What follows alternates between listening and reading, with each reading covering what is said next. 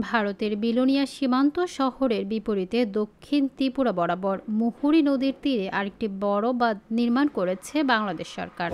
বাঁধটির কারণে মৌসুমি বন্যায় শঙ্কায় ভুগছেন ওপার সীমান্তের বাসিন্দারা।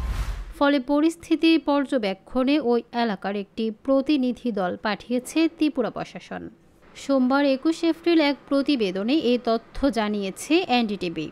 ভারতীয় সংবাদ মাধ্যমটির প্রতিবেদন অনুযায়ী এই বাঁধ নির্মাণের মাধ্যমে ভারতীয় সীমান্তের বাসিন্দাদের মধ্যে উদ্বেগ সৃষ্টি হয়েছে।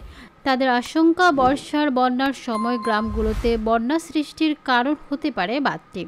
এনডিটিভির দাবি, এর আগেও উত্তর ত্রিপুরায় ঊনাকোটি জেলার সীমান্তবর্তী এলাকায় একইভাবে বাংলাদেশের পক্ষ থেকে বাঁধ নির্মাণ করা হয়েছিল।